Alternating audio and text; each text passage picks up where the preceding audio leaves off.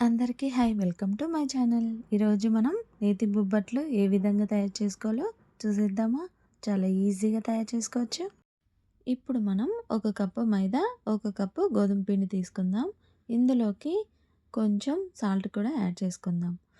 ఈ పిండికి సరిపడా బెల్లం కూడా మనం తీసుకుందాం. నేను ఇక్కడ 2 కప్పుల బెల్లం తీసుకున్నాను. ఇలా 2 కప్పుల బెల్లం తీసుకున్న తర్వాత అందులోకి కొంచెం వాటర్ యాడ్ చేసుకుందాం. బెల్లం అంతా కరిగిపోయేంత వరకు మరిగించుకుంటే సరిపోతుంది. ఎలాంటి పాకం కూడా అవసరం లేదు. ఇక్కడ ఒక స్పూను సోంపు, 4 యాలకులు కూడా తీసుకున్నాను. అదేవిధంగా ఉడికించి పెట్టుకున్న శనగపప్పు ఈ విధంగా ఆరబెట్టుకొని గ్రైండ్ చేసుకోవాలి. ఇప్పుడు బెల్లం ఈ విధంగా మనకు కరిగిపోతే సరిపోతుంది. ఇలా ఆరబెట్టుకున్నది మనం అంతా కూడా గ్రైండ్ చేసుకోవాలి.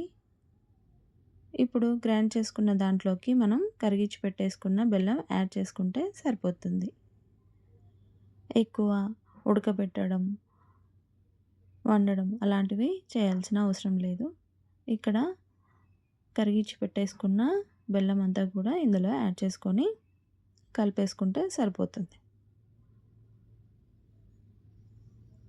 బొబ్బట్లోకి పెట్టాల్సిన పూర్ణం అంతా కూడా రెడీ అయిపోయింది. చూడండి, సింపుల్గా ఈ విధంగా తయారు చేసుకున్నామంటే టైం కూడా వేస్ట్ అవ్వదు. అదేవిధంగా మనం ముందుగా చూపించుకున్నాం కదా, పిండి అంతా కూడా ఈ విధంగా కలిపి ఒక 10 మినిట్స్ పక్కకు పెట్టేసుకోండి. ఈ విధంగా ఉండలు చుట్టేసుకొని ఫిల్లింగ్స్ పెట్టేసుకుంటే సరిపోతుంది. అన్నీ కూడా ఈ విధంగా చేసి పక్కకు పెట్టేసుకొని చపాతీలాగా చేసుకొని కాల్చేసుకుంటే చాలా బాగుంటాయి. నెయ్యి వేసుకొని కాల్చేసుకున్నామంటే దాని టేస్ట్ మరింత సూపర్గా ఉంటుంది. అంతే, చాలా ఈజీగా ఈ నేతి బొబ్బట్లు ఇంట్లోనే తయారు చేసుకోవచ్చు. మరొక పద్ధతిలో కూడా ఈ బొబ్బట్లు తయారు చేసుకోవచ్చు, కానీ సింపుల్ మెథడ్లో ఈ బొబ్బట్లు చూపిస్తున్నాను. అందరు కూడా ఇంట్లో ట్రై చేయండి.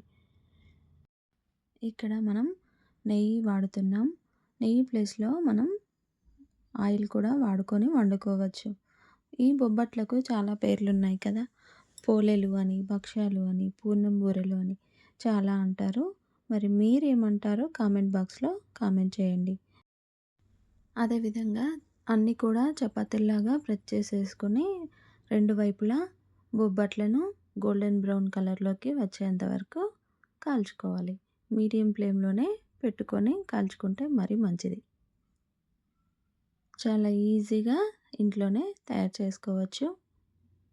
చాలా చాలా టేస్ట్గా ఉంటాయి. ఎక్కువ టైం కూడా అవసరం లేదు. ఉగాదికి స్పెషల్గా తయారు చేస్తారు ఈ బొబ్బట్లను.